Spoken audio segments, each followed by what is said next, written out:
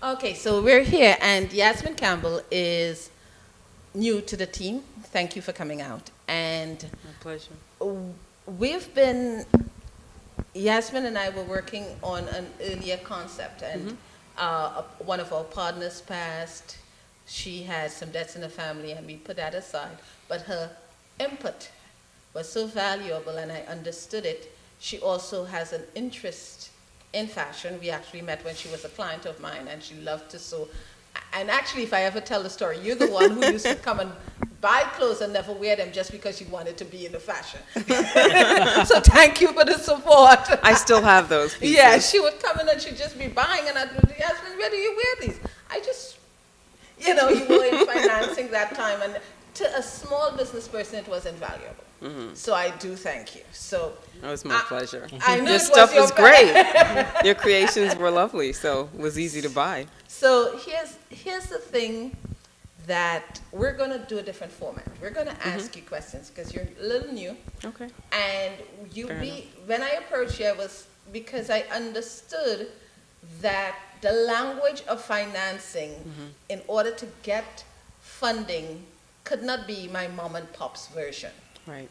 I mean, generally I can strategize, create the numbers, and say, Yasmin, can you put this into language that the people you speak to will understand? And that's where she excels. And I think that's where we come together as opposed to most people, because Yasmin will say, if I write it, it's my business plan.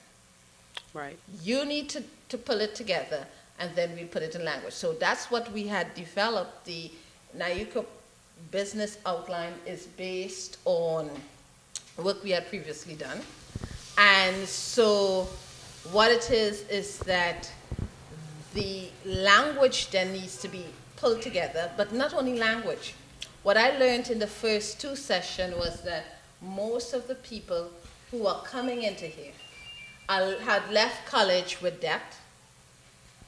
They were stressed. Just living in New York City is extremely expensive. Very. You really do need to make at least $35,000 Onerous.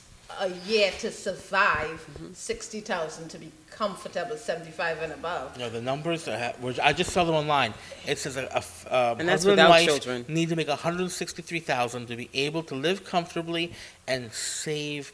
Right. Well, I did. And that's low with one saving. child. No, That's just husband and wife. that's No enough. child. Wow. That's a 163,000. lifestyle. If you want to live the Sex in the City lifestyle that they showed, it's the bottom of this. The ones that Yeah. are just Making it. You pay your rent. You feed. You got to eat twice a week. Yeah. And that's it. And that's the- paying rent. That's not Yes. owning a home. Right. No. Oh yeah, paying rent. Not yeah. Right. So that it's an expensive city, and one of the things we realized is that there were some serious issues, and the challenges is how do we shift, which is what NYukCo about creating shift in diversity in tech, diversity in business, diversity in fashion, and etc. So what would be the first step to shift in general our members? And we've made some discussions, we've met from where they are, if we are to prepare them for funding. I think really it's what you're doing is great and it's necessary. I think more so it's the interviewing process, finding out about where people are. Working with businesses, just to give a brief background, a little bit on my background, starting out in more corporate America, working in commercial banking, I worked for more what you would call traditional companies. So they pretty much know the financial landscape, and they produce products and services, so they're capable of sourcing funding, because they provide cash flow.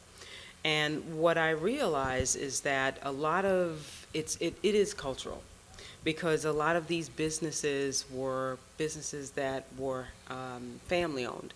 So then you had the second generation or the next generation coming in, and the reason that next generation could come in is because they were taught.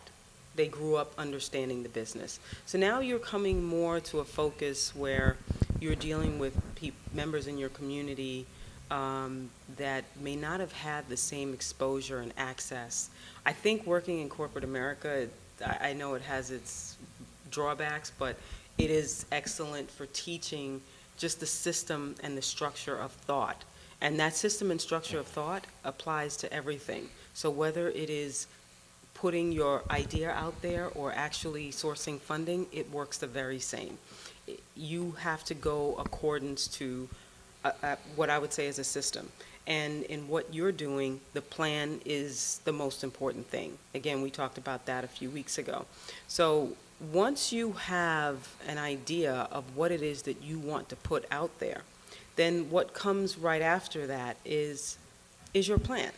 How much revenue am I going to generate from this? What is going to be my costs? And then what will come from there are your profit margins. Your profit margins are what allow you to have sustainability in your business, to cover your expenses. And then it's going to be a point of, well, what can I attract based on that picture? So I know that might be a little, Well, no, I think upended, most but- people, what I've found Mhm. is that most people will walk in with a plan. right, They will download a business and they'll walk in, a business plan, and they'll walk in with a plan. And you and I have spoken, so we both, know which direction. One of the things they haven't done, which is why we need an incubator, is actually tested the Right. logistics of those numbers. right. And the market viability and the need. So one of the things, and you've spoken about this, is accountability. And can you, Absolutely. Can you get a little deeper into why being in an incubator and being in a format? Because Yes. if you are in stores, Yes, there is accountability. But Yes. if you're selling on Facebook, there's no traction, no way to track what's going on. So Exactly. why is it accountability? and it is accountability, because if you're setting off to do something, I mean, I know it's biblical, but it says that you must first sit down and count the costs. So when you do that, being in an incubator allows you to be not beholden so much, but allows you to be accountable, to be committed, and to be validated, and to answer to someone, to be able to answer to someone. So you have particular, I'm sure, benchmarks that you have to meet. You have a timing, a schedule, where you're also expected to meet. A lot of people that come in and start as entrepreneurs are what we would call hustlers. But at the end of the day, when you're really out there standing in front of a bank, standing in front of a venture capitalist, an angel investor, somebody's a little bit more structured in terms of providing financing, you have to have your story intact. You have to have shown a trend. And for instance, where I come from, that's about having a financial trend. That's about having maybe a spreadsheet or, an income statement, a balance sheet, and a cash flow that shows what you've done with your products, not just your products, but your resources over a certain amount of time. And culturally, there's a huge an issue with that, because one of the things that I cannot get people to do is account for their time and account for their money. Right. They will skirt, and it's not that I want to know your business. I really don't care about your business. I want you to get into the habit of being accountable and validated. Well, we need to, with me, I need to know how much you're spending to justify the price Right. and the cost and work out the margin. And we've done that because I also will be, we do a cottage industry price form. So you'll be exposed to about 2 or 3 different styles of pricing, because Yasmin has a different style of pricing than we do. But you'll be exposed to all 3 and see which works. And one of the things I've found is that people are afraid culturally to be honest about numbers. And so that is a conversation I always have to have. Wait a second. Lying to me doesn't change whether or not you're making a profit. Lying to me changes your idea of my perception of you. Right. But it really doesn't matter. Because if you are not eating, my perception of you doesn't really matter. And that's one of the reasons people won't enter programs, because I'm doing well. But by the time I sit down and I break down to a number of people how I know they're not doing well, they're like, there's a guy who came down here, well, I sell and I do that. I said, well, show me your numbers. He says, well, I don't have, if you're doing this well, you have numbers, even if it's your bank statement. Absolutely. Okay, but what we help you do is set it up so that you don't. And before you do that, yes, you have to start making money. But so often people are mired in the I am not doing this. And, being honest with them, I have to say, sweetheart, a lot of us balance the books when we're starting, but we at least know our numbers. But you should always balance your book because you need to know you can't you're spend at. more than what you have. Absolutely. But a balance Yes. the books, here's what it is I've learned. I no longer just say that, take it for granted. They balance the books by not counting, by ignoring costs. They just look at the balance. They look at Okay, I went the out, I machine did a- says, the ATM says I have Yes, $1,000. I went Right. to do a show, I sold on Etsy and I got X amount of money in cash, so I'm doing well. So then I sit them down and I said, okay, so how much time did you spend? And Right. I encourage them to be a little schizo, and that in that they take each part of their business gets a different person. So Sally is the one who does the sale, Janet does the making, and you have to pay each of them, even though you're all of these Absolutely. people. But the reason is that once you decide to give up the sewing, you hire a You Janet. have to delegate that. Yes, and because they do all these things, Right. and each of them is on a different price point. Right. Some of them say, I'm a designer, so everything I do is $25 an hour. No.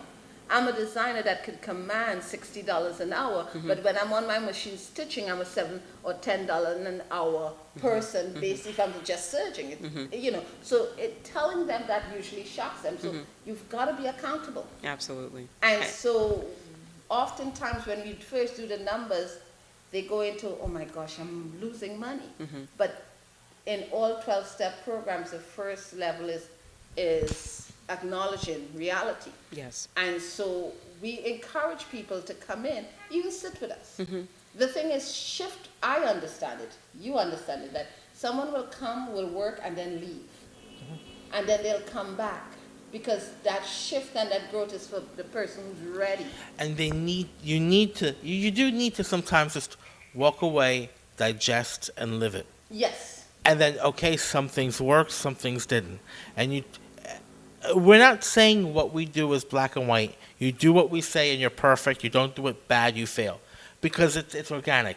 But we try to put what in front of you what will lead to Absolutely. to being Based successful on what you've we've done. seen. Based on And what it's you've a learned and your accumulation. Everybody experience. say you're always telling me about that. Yes, because you're learning through other people's mistakes or they're trying. And that is really the thing that I find that I've seen in my career and even in my own personal life is that it's okay to make mistakes. It's about learning from them. I think you grow the most with the mistakes that you make. It's about not duplicating those mistakes. And being honest. Over and Being over, yeah. honest. Being honest. Because you might make the same mistake by doing Right. different things. Right.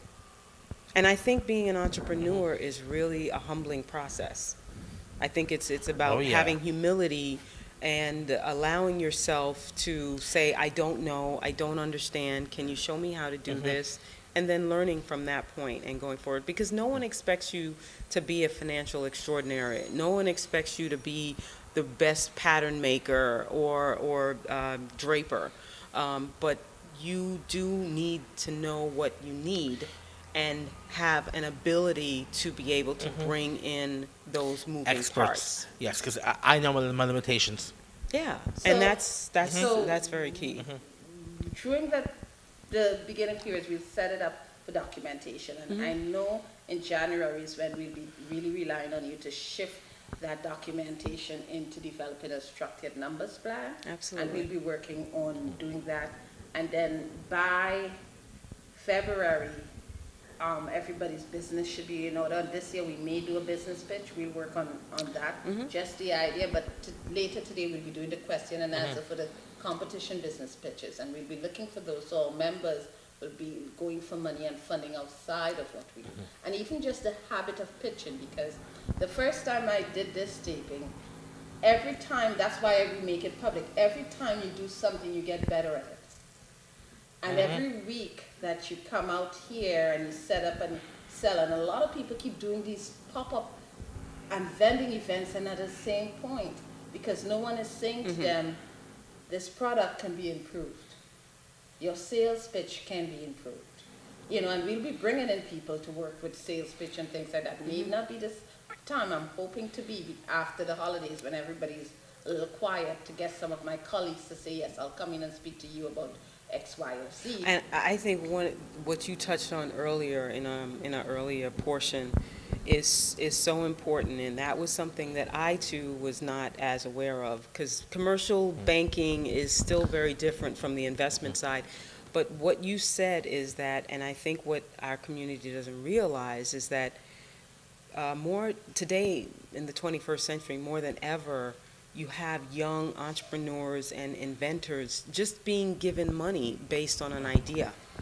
And you have huge venture capitalists throwing and just huge sums of money at people for just an idea. And I think we're so ingrained in the traditional model, which is you've got to have everything together. You have to have that prototype working and functioning, making money, and then you go to someone to finance your business. It doesn't work like that anymore. The Brownsville Neighborhood Grant is actually a $5,000 bank grant to help you build your prototype. Absolutely. And a lot of these, because I keep saying to everyone, if you want to get to become those what we call unicorns, which is what large tech companies are, you've got to do it now. You've got to come in, sit down, and I'm good at that. I've won a couple of hacks. I remember speaking to a German engineer, one of the leading ones in the world, about a video component, and he said, you just convinced two of the leading engineers, tech engineers. I said, my dad's an engineer, computer programmer. My brother is a really good hacker, and I know this field. I studied it. I know my stuff, but I also know my consumers. Right. So the fact is, there are lots. I have a friend who runs a cleaning service. I wish she would step up, get a partner, and run that as a tech company. The girl knows her stuff. Right. She has brilliant ideas, but society has said to her, you don't have a degree. Right. You don't have X, Y, or Z, and that's the difference with tech. With degrees, how many people are doctors and lawyers and can't find a job? So many. Yeah, it's So many. I mean, this last recession has taught everybody that it's all hands on deck. Mm-hmm. Your degree didn't matter if you couldn't pay your rent. One of the leading headhunting companies just removed the degree from their requirements for executive position jobs. But it's not the tech world that has a problem. Right. It's our culture. Absolutely. and also the work world still. Yes, and I'm not saying don't go for your degree. I'm saying get the money and go to school in the evening. Yeah. Right. The guy from DoorDash was on his way to class, and those in the how to startup videos I sent. He said, I was on my way to class with a $9 million check in my hand, wondering why the hell was I going to class. But he understood that his degree would eventually serve him as an executive. Right. He has since gotten, I think Closey and his team, 40 million, still in college. What are you going to tell him? That go behind that when your whole role of going to college is to be able to earn that? Absolutely. But yeah, also the degree, you also learn how other people think. Yes. Like And to I think approach. I do think the exposure is important. But And you do it. He can do it. I think he still went on and did his college degree. what you're focused on here in NYukCo and what attracted me to your program and what we tried to work on a few years ago, which is I think this is a better version of, because you learn from the mistakes that you made and things that you need to make adjustments. It's about entrepreneurship. And I think the first key to that is teaching how to teach people how to think entrepreneurially. And that in and of itself requires an entrepreneurial approach, which means that you are going to have your classroom training, you're going to have the things that you need, but it's also about taking that risk, and showing people step by step how they can use whatever life experiences that they have to make work for them. Because so many entrepreneurs, you and I know, didn't go to college. I am looking for someone with a psychology degree, with a psychology background, because it started with Tibia Tech that I started noticing it, that what we're doing is a mind shift. And that's what it is. It is change management. It's a cultural shift. And we need to, with everyone that we work with, we need to address their past crazy, Right. you know, and their present crazy, and that's including myself. What holds you back? What are your fears? And that comes from nurture, Yes. and I And have yes, it does. it's It nurture. really does. It's the culture that you come from, Mm-hmm. that you've got to look a certain way, and you go to these. I stopped going to black tech meetings because everybody is somebody, but nobody's doing anything. Right. I stopped going to a lot of the New York tech meetings Yeah. because it's New York. Yeah. You know, it's not just a black thing, and you know, there's certain cultural things that pervade across.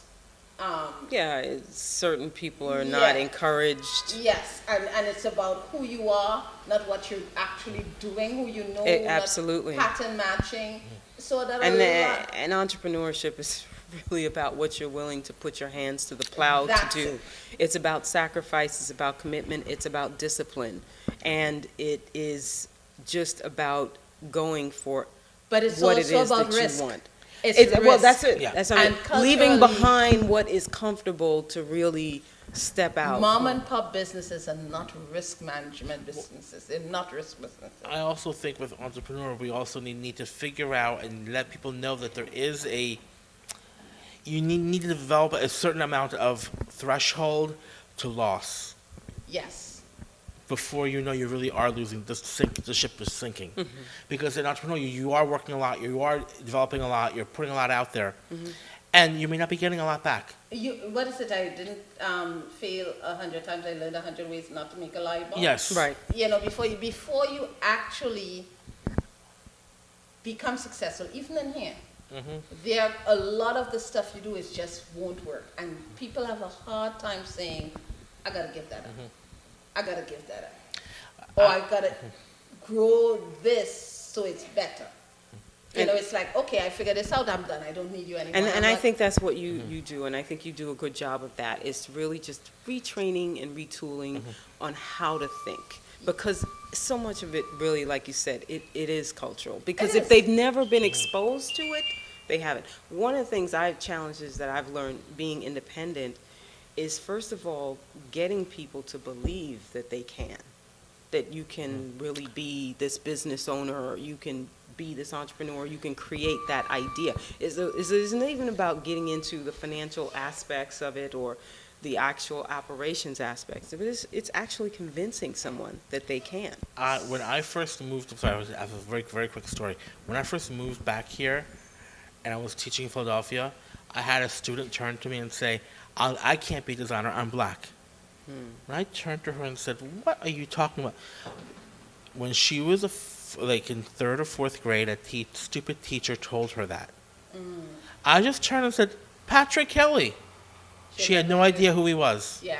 So I went back home, lugged a bunch of Vogue Absolutely. Italia magazines and showed her. Yeah, He had a cover, Italian Vogue, for Paris Vogue. Yeah. Look, he's black. yeah. I think And from Alabama, Mississippi, why, yeah. Okay, so Yasmin, you said one of I'm the sorry. things you learned. I would like you, before we close, because I think you just touched on one of the crucial things, being in our community, showing this is important to show that mom and pop businesses can grow if they get support. So what other things have you learned, and then I'll close up? About Business in general and the, there is no one way to do business, although there are ethical ways to do business.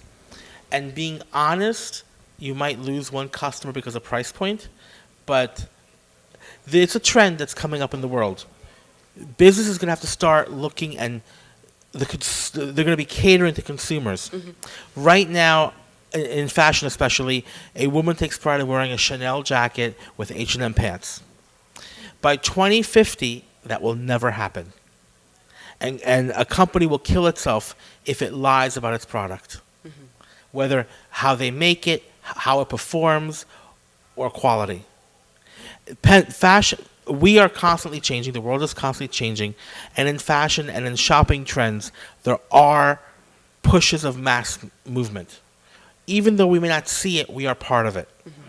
And I'm lucky enough to be part of these groups that I go and listen, and I'm hearing how Chrysler, how Mercedes is changing their models The corporate because authenticity. of these new trends popping up. And to be honest, this is where we really, really have to be bluntly honest with ourselves. The U.S. was the number one market in the planet. Now it's China. Right. And South Central Asia has not woken up yet. Wow. Okay, there's 1.8 billion Chinese, 1.1 billion Indians. Yes. And I'm not looking at those two markets because India is its own bubble. They don't accept foreigners at all. China's open but has turned anti-American. It's all these emerging countries. Africa, And 54 Africa, countries, yes. But I can't imagine. But Africa will be the 10 next. It's Yeah. after Asia is already developing. It's after Asia, it will be Africa. Africa is now in where Asia was 10 years Yes. ago. So globally, it's So now is the time that new millionaires are being formed, new Absolutely. companies in Africa, because it's still the traditional old money. And now because of technology, you find young guys who can start their companies for a fraction of the cost. They're hungry, and that's the difference. Now, what I've learned, just to follow you and you do it, is ethics. I've learned that customers are demanded that you be transparent with them. And they're finding out technology can expose people right now. Once it stopped exposing people, we'll start exposing the lies of companies. And so one of the things I've learned is that looking at trends, if you don't enter now, you're not going to be able to enter in a Yeah. couple years. The harder it's going to be. Yes, I am not bothered by those people who want to do vending and don't want to make more than $60,000. That's not my customer. well, we need them because that market will always be there, and the Yes, customer. it will. But I am a lot of people. But that's not our customer. That's not our customer. I believe that even the Conways and the Conrads of the world have a place. They will have to change, but there's a customer for them. Conway's is closing. You know, I am yeah, talking just- about a niche. yeah. Because they haven't adapted. Right. Yes. You know? That's right. So They haven't, even in that genre, because there's some people who cannot afford to pay more than X number of dollars, that will change.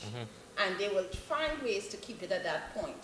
There's also going to be the luxury company, and that will too change because yes, they're just 300-400 couture customers.